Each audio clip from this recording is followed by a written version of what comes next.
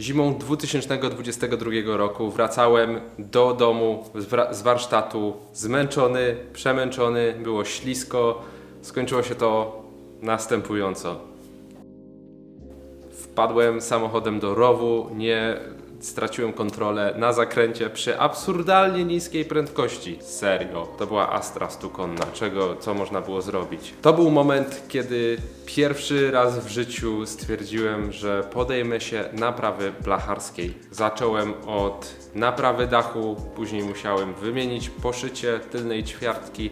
Na szczęście konstrukcyjnie nic tam się nie stało. Po tym od mojego kolegi Piotrka, którego serdecznie pozdrawiam, dostałem możliwość wyremontowania jego samochodu Volkswagena Jetty drugiej generacji, dzięki której się w ogóle poznaliśmy.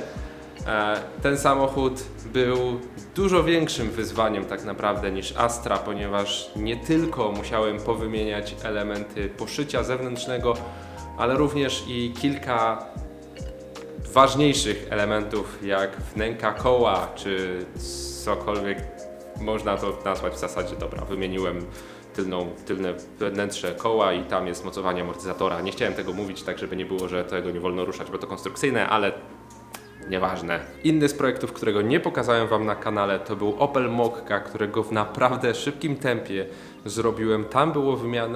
Tam była konieczna wymiana tylnej ćwiartki, ponieważ samochód spotkał się w nieprzyjaznych stosunkach z autobusem, który po prostu wjechał w Mokkę. Zostało to szybko naprawione, szybko na zasadzie, że siedziałem tutaj od zakończenia pracy dosłownie do późnego wieczora, do ciszy nocnej, tak żeby jak najszybciej to zrobić. Wyrobiłem kupę godzin w rekordowym dla mnie czasie, przypłaciłem to przeziębieniem, ale projekt był dowieziony, zależało tam klientowi na czasie. I z racji tego, że zrobiłem ten samochód i była to odpowiednia jakość satysfakcjonująca zleceniodawcę, dostałem od niego kolejny samochód. Tak, tego Garbusa, który przeszedł ogromną naprawę blacharską. Wymieniłem w nim około 70% elementów.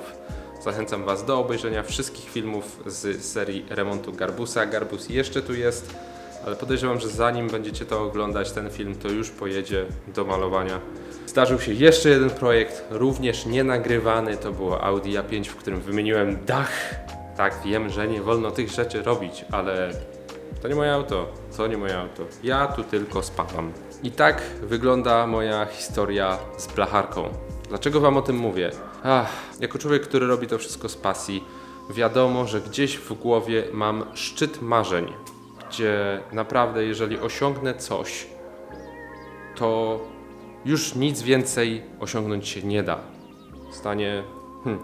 Jednym z moich marzeń jest mój golf, ale brakuje mi czasu, żeby go przy nim działać, ze względu na to, że robimy rzeczy z domem, które są po prostu ważniejsze i potrzebujemy teraz kasy, więc muszę robić wszystko pod kątem zarobkowym, ale sam szczyt.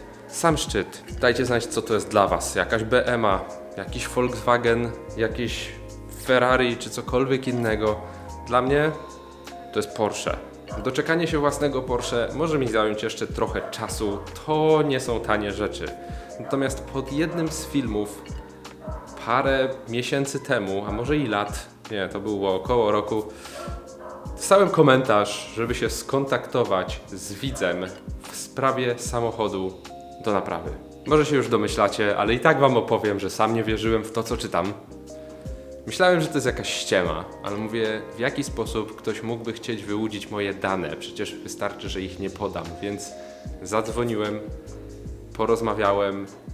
Parę tygodni później pojechałem z Piotrkiem obejrzeć ten samochód. Umówiliśmy się, terminy się mocno przesuwały, za co bardzo przepraszam, ale jesteśmy w tym miejscu, kiedy pora ogłosić wam nowy projekt.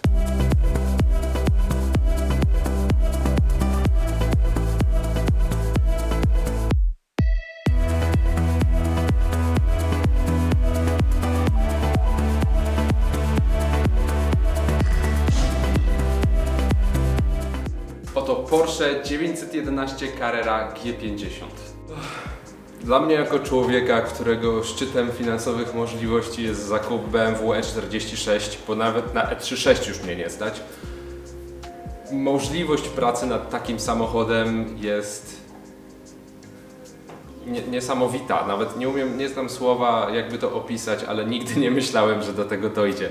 A zawsze chciałem, zawsze celowałem w tym kierunku, szedłem w tym kierunku i ta podróż do posiadania własnego Porsche jeszcze nie jest skończona. To jest kolejny krok, mam nadzieję, że duży.